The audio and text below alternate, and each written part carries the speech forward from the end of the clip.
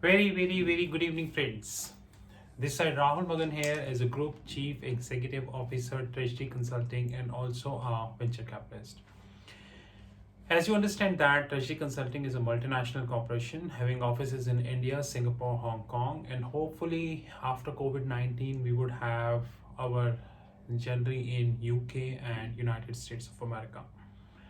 But to my estimation, this will surely take at least 2 more years, maybe more. And just to remind you, like any other YouTube video, our YouTube video also having a dialog box. In this dialog box, there is a paragraph followed by a link. If you click on this link, then you would be able to reach to free groups by Treasury Consulting, which includes YouTube, Twitter, LinkedIn, WhatsApp, Telegram, Facebook, and many. Apart from that, if you have any requirement or anything covering our paid trainings, Sheetal Academy School of Trading, Research Desk, and apart from that, our video trainings, our audio trainings, our audio books, and so many things which Treasury Consulting do offers, you can WhatsApp at 9818485155. I repeat, 9818485155. Today is 19th December 2020. And like any other day, I am devoting my time in research because I believe that research is really very important in the life.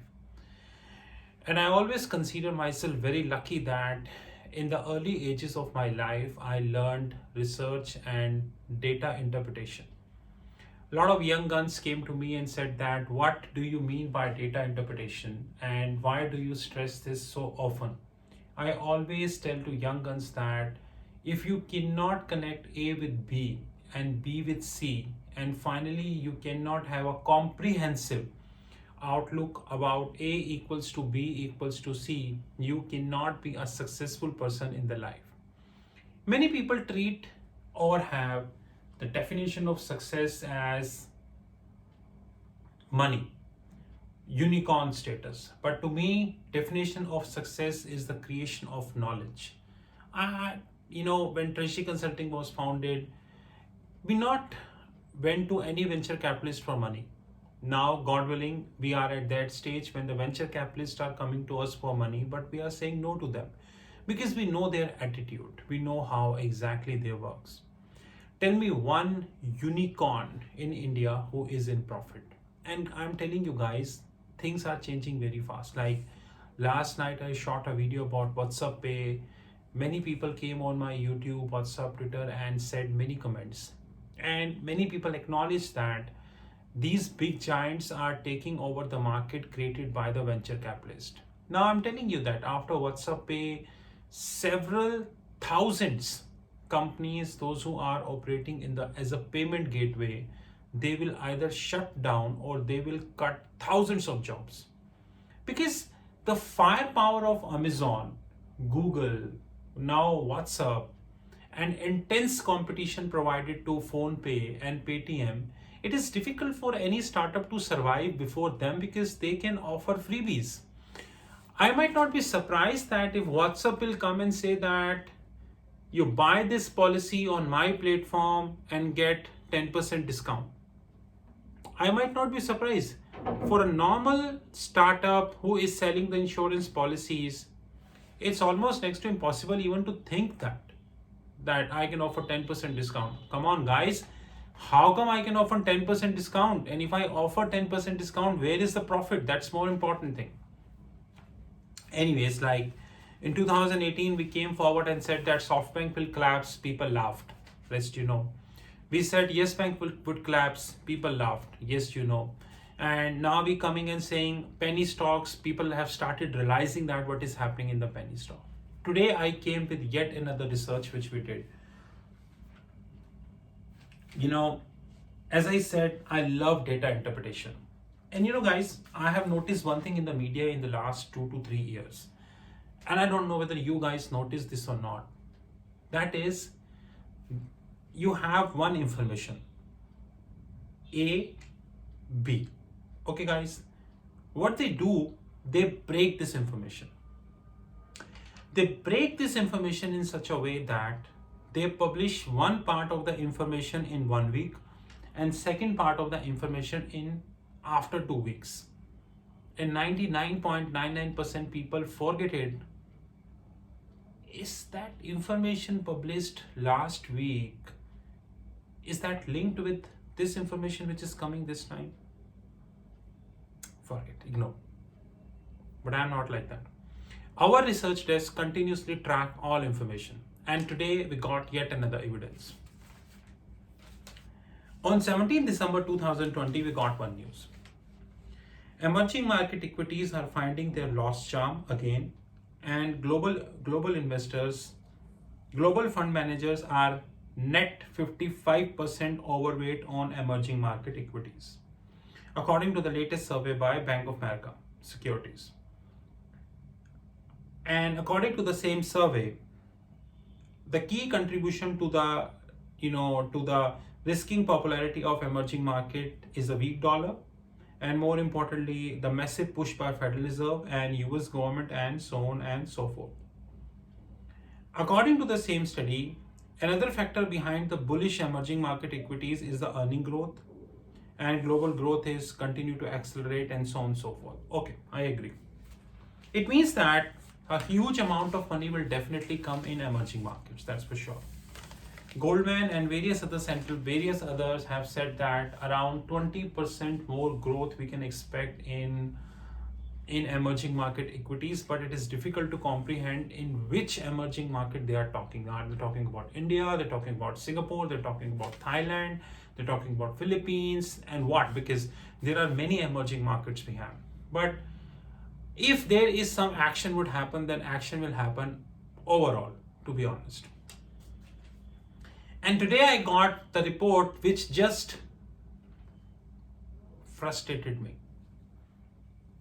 With India aiming to become 5 trillion economy by 2024, the financial sector is expected to grow significantly and attract large sum of capital from private equity investors.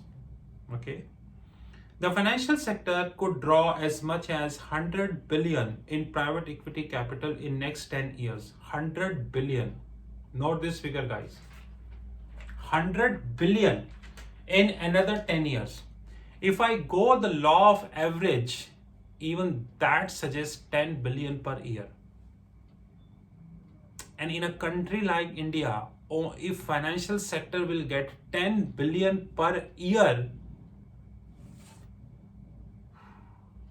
Sensex would be 90,000, Nifty would be 40,000, and Bank Nifty may be 1 lakh. More things coming. Compared to 35 billion raised in the previous 10 years. It means that in the last 10 years, which is 2010 to 2020, the total funding is by 35 billion. Ambit Capital report suggests that in another 10 years, which is 2020 to 2030, it is going to be 100 billion, which is around 3 times. 3 times, guys. This report also suggests few important things which at least I cannot digest, maybe you can digest. Lending business will continue to account for a majority of investment, as were the case of 2011 to 2020. So practically we got some information. And what is that information? Let's see. In 2011 to 2015, FinTech got 18% funding. In another 5 years, 16 to 20, FinTech got 26%. It means funding grew by 8%. How dare you can speak this? How can you ask a question that which fintech is profitable? How dare you can speak this? Don't ask profit. Don't ask. You have no right to ask about profit. You are provided with a report, just go with the report. Insurance sector from 2011 to 2015 got around 33% funding, while in 16 to 20 it got 34%, more like flat.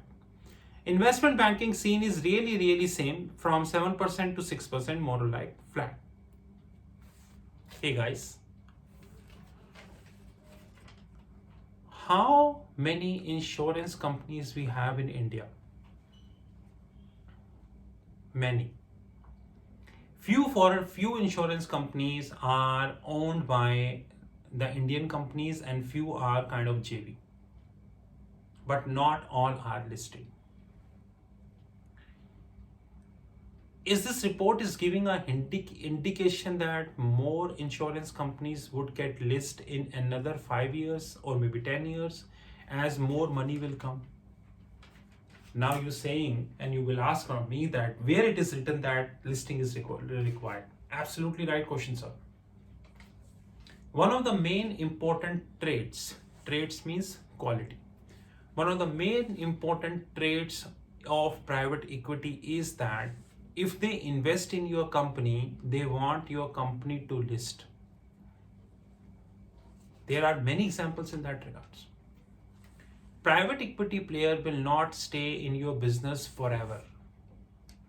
They will only stay in your business for a relevant period and their ultimate objective is same, money. That's it.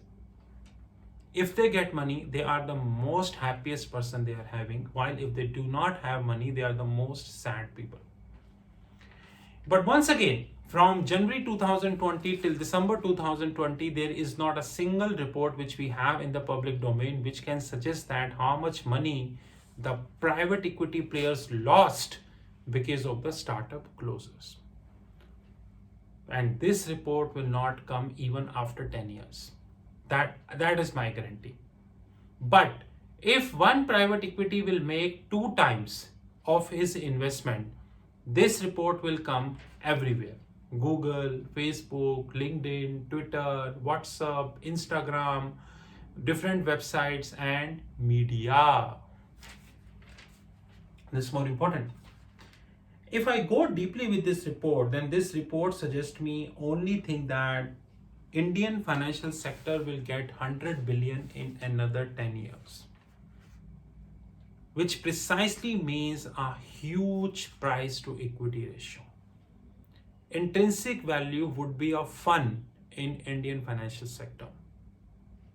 And if this money will pump in the Indian financial sector, then definitely the beneficiaries would be bank also. Kotak Mahindra, HDFC, SBI, Punjab National, maybe a lot of banks.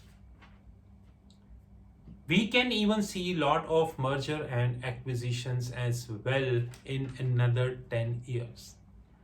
X Bank did this acquisition, Y Bank joined hands with this insurance company, Z Bank joined hands with WhatsApp Pay.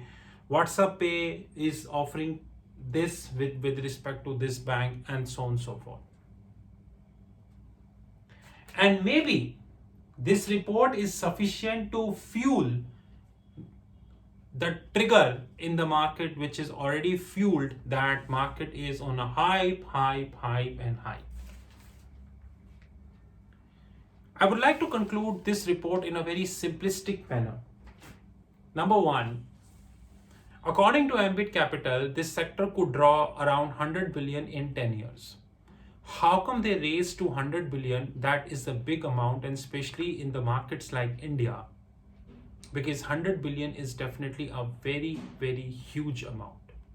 Number two, whenever private equity players invest, there is a gestation period, which means that they need to wait till that period because they are only working for money. How much is the gestation period of this $100 billion? This is unfortunately not there, but I'm sure that Ambit Capital would have computed this gestation period. Generally speaking, private equity players are having gestation period of 5 to 10 years, which means that they stay with you for around 5 years minimum, but maximum of 10 years. But this is not a hard and fast rule, or nowhere it is written. Sometimes they stay with you even for 2 years, and in some cases they stay with you even for more than 10 years as a permanent equity partner. So this is not a hard and fast rule. Number 3 important question is that, is $100 billion of money which the private equity wanted to raise, is it in the form of PE or a JV? There is a difference. Because in case of JV, The private equity is always interested that company to have an IPO, because they wanted to quit as early as possible. They don't want their money to hang on. But in case of a debt investment, by the way, guys, remember that in 2020, when the coronavirus started, one important tactic which private equity players adopted is that they started giving a lot of debt rather than equity.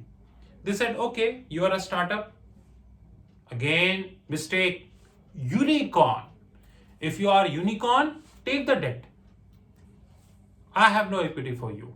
So is this 100 billion would be an equity, debt, or mix?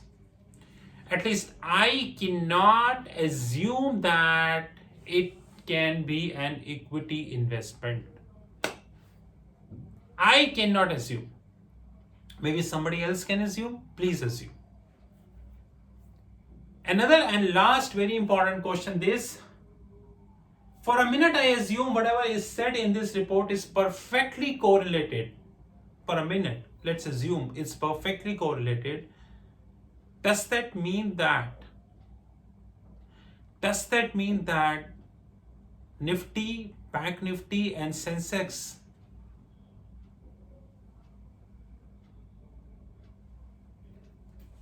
does that mean that Kotak Mahindra Bank 6,000, HDFC Bank 5,000, ICICI 4,000, Axis 3,000, SBI share price very small 2,500. $100 billion in 10 years is sufficient to trigger any stock price of Indian bank to even 10 times.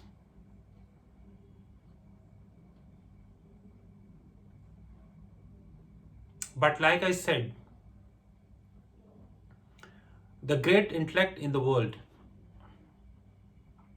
Swami Vivekananda ji, said that a dead fish swims with the water while an alive fish swims against the water. And thank you to him for making us understand this very important fact. And this reminds me one thing, that such bullish reports are very often nowadays, even from big banks also. And don't ask me about big fours, because big fours work for money. Give them money, they can do anything. Recent example is a Wirecard. It's okay that we have some bullish reports before us, but fundamentally speaking, at least I cannot digest that. And my research desk is not going to be taking an aggressive call in Indian equities, especially in the finance sector. I am not going to be buying all or any of the banking or the NBFC stocks whereby the intrinsic value is a fun. Because I know one thing, that foreign institutional investors are giving me 3 colors. And which of the 3 colors is correct, I have a little guess, but time will tell more correctly. Number 1 is they sold $14 billion worth of bonds. Being a corporate treasurer, it is really difficult for me to guess why. Number 2, the domestic institutional investors continue to sell while foreign institutional investors continue to pump money only in the cash segment. And number 3, the participatory notes, also known as P notes, are all-time high 83,000 crores. Considering this as a backdrop, if I'm getting this bullish report, then it only reflects one thing in my mind, that,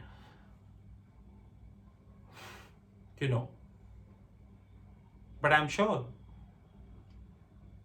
the Hindi media is an expert in giving hype to such bullish reports.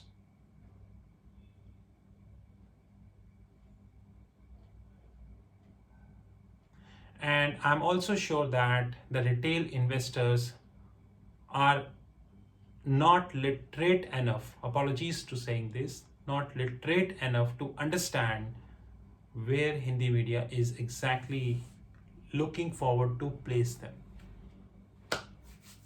This is Rahul from Treasury Consulting. You know our WhatsApp 9818485155. 9818485155. I wanted to give you some bad news also. I thought let's give at the end of the day, end of the video, this bad news. Treasury Consulting is launching a private equity and VC desk. And the bad news is all the activities of the private equity and the venture capitalists will be captured in the form of video trainings. How to deal with private equity, what are the various strategies adopted by the private equity, how the valuation is done, and so on and so forth. I think the time has come when Treasury Consulting to take an aggressive position in the private equity sector because they have made a fun of many things. And this work will start from Monday. Have a great time. This is Rahul from Treasury Consulting. You know our WhatsApp 9818485155. Report could be bullish, could be bearish. But one important duty of the reader is to read the report and look it from a 360-degree angle. That's very important.